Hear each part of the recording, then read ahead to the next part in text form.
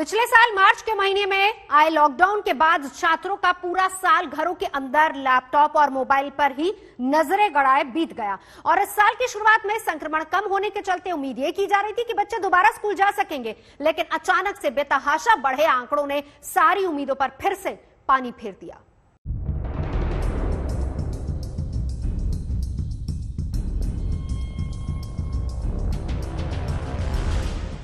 सितंबर 2020 भारत में अभी तक के सबसे ज्यादा 97,894 मरीज दर्ज किए गए।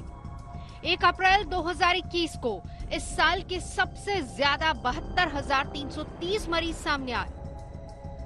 एक नहीं दो वैक्सीन आ गई हैं, लेकिन इसके बावजूद कोरोना संक्रमण एक बार फिर से आसमान छूने लगा है।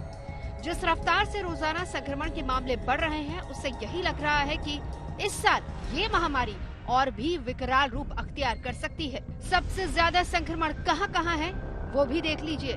महाराष्ट्र में पिछले 24 घंटे में 43,183 मरीज सामने आए, 249 की मौत हो गई। दिल्ली में 2,790 नए मामले सामने आए, 9 की जान चली गई। केरल में 2,798 नए मरीज सामने आए और उत्तर प्रदेश में 1,230 नए मामले कोरोना के दर्ज किए गए। मेरे भारत के लोगों से इतना ही अनुरोध है, अपने भाई और बहनों से, कि जो 45 वर्ष से ज़्यादा की आयु के हैं वो वैक्सीनेशन जल्द से जल्द करवाएं और साथ ही साथ मास्क भी पहने, 2 गज की दूरी भी अपनाएं, हाथों को भी धोते रहें, क्योंकि बचना भी जरूरी है और दूसरे को बचाना भी जरूरी है। टीका लगवाना भी जरूरी है, टीका जरूर लगवाएं, भारत को भी बचाएं और कोरोना को हराएं। 1 अप्रैल से देश में वैक्सीनेशन का तीसरा दौर शुरू हो गया है। अब 45 साल से ज्यादा उम्र के सभी लोगों को टीका लगाया जा रहा है। कहा तो उम्मीद थी कि वैक्सीनेशन के साथ वायरस भी अंकुश लगाने में मदद करेगा, लेकिन हालात एकदम उल्टे बन गए। नए शिक्षा सत्र में भी मोबाइल और लैपटॉप से बच्चों की नजरें हटने के संकेत नहीं हैं। चंद रोज पहले तक स्कूल खोलने की तैयारी में जुटी राज्य सरकारों ने फिर से कदम वापस खींच लिए हैं। दिल्ली में 8वीं तक की सभी परीक्षाएं अगले आदेश तक बंद रहेंगी। उत्तर प्रदेश में 8वीं तक की सभी परीक्षाएं 4 अप्रैल तक बंद रहेंगी।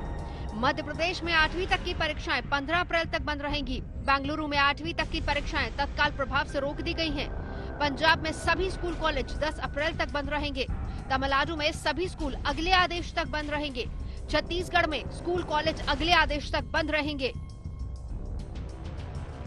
कोरोना को लेकर जरा सी लापरवाही कितनी खतरनाक हो सकती है, इसका नमूना झारखंड के खूंटी में दिखा, जहां एक आवासीय स्कूल में एक साथ 28 छात्राएं संक्रमित पाई गई। छात्रावास में कुल 88 छात्राएं हैं। इन सभी की जांच रिपोर्ट का इंतजार है। ऐसी खबरें देखकर शायद ही कोई माँ बाप अपने बच्चों को स्कूल भेजने को तैयार हो।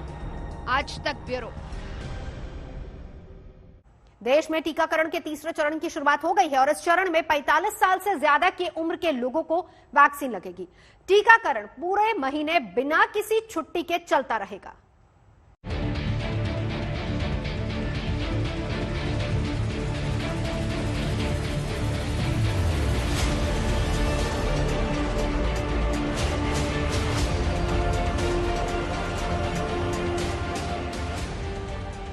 कोरोना महामारी के खिलाफ लड़ाई के तीसरे चरण की शुरुआत हो गई। इस चरण में 45 से ज्यादा उम्र के सभी लोगों को टीका लगाया जाना है। दिल्ली के अस्पतालों में टीकाकरण के तीसरे चरण को लेकर जबरदस्त उत्साह नजर आया। कतार लंबी होने की वजह से लोगों को अपनी बारी के लिए इंतजार करना पड़ रहा था। 1 अप्रैल से सरकार ने 45 वर्ष से ऊपर सबके लिए वैक्सीनेशन ड्राइव को पूरी तरीके से खोल दिया है। अब आप देख सकते हैं कि हर वो व्यक्ति जो 45 वर्ष से ऊपर की उम्र का है वो टीकाकरण करने के लिए अस्पतालों में जा रहे हैं। इस वक्त हम Rajiv Gandhi super speciality hospital में हैं और मेरे सामने आप देख सकते हैं कि काफी लोग यहाँ पर आए हैं टीका लगवाने के लिए। लखनऊ में उत्तर प्रदेश के मुख्य सचिव राजेंद्र कुमार तिवारी कोरोना वैक्सीन की पहली डोज लेने पहुंचे। मुख्य सचिव ने कहा कि टीकाकरण के लिए कोरोना जांच भी बढ़ाई जाएगी ताकि दूसरी लहर का मुकाबला किया जा सके। महाराष्ट्र का पुणे लंबे समय से कोरोना की चपेट में है। यहां शहर के मेयर मुरलीधर मोहन ने खुद वैक्सीन लगवाकर तीसरे चरण का उद्घाटन किया। बिहार में भी वैक्सीन के तीसरे चरण की औपचारिक शुरुआत हो गई। यहां स्वास्थ्य मंत्री मंगल पांडे अपनी पत्नी के साथ वैक्सीन लेने गए। मंगल पांडे ने बताया कि बिहार में अब तक 29 लाख लोगों को वैक्सीन लग चुकी है और हालात काबू में हैं। मैंने कोरोना का कोवैक्सीन टीका लिया है और आज का यह टीका मैंने लिया है और इसके 6 से 8 सप्ताह के बीच में फिर दूसरा डोज हमको लेना है। मैं राज्य की जनता से, अपने सभी लोगों से अपील करता हूं जिनकी अवस्था 45 वर्ष से अधिक की हो गई है, वो सभी लोग टीका केंद्रों पर जाएं और कोरोना के इस वैक्सीन को जरूर लें। मध्य प्रदेश में भी 45 साल और उससे अधिक उम्र के लोगों को कोरोना वैक्सीन लगनी शुरू हो गई है। राज्य में हर दिन 4 लाख से ज्यादा लोगों को कोरोना वैक्सीन लगाने का लक्ष्य रखा गया है।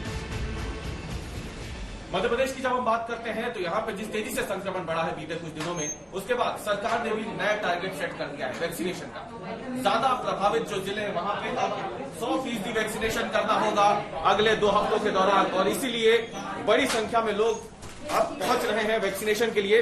वैक्सीनेशन केंद्र जो हैं वो भी बढ़ा दिए गए हैं। भोपाल में 172 केंद्र बना दिए गए हैं। कोशिश ये है कि लोगों के घरों के ज्यादा से ज्यादा करीब हो वैक्सीनेशन सेंटर और उन्हें ज्यादा दूर न आना पड़े, क्योंकि अभी तक मध्य प्रदेश में 3.5 लाख लोगों को कोविड वैक्सीन लगाई जा रही थी प्रतिदिन।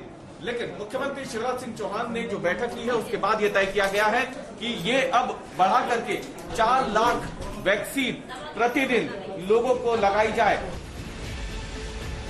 देश के अलग अलग शहरों से टीकाकरण की तस्वीरें सामने आ रही हैं। कोरोना की दूसरी लहर तेज होने की वजह से टीकाकरण का ये तीसरा चरण बेहद अहम हो गया है। आज तक ब्यूरो।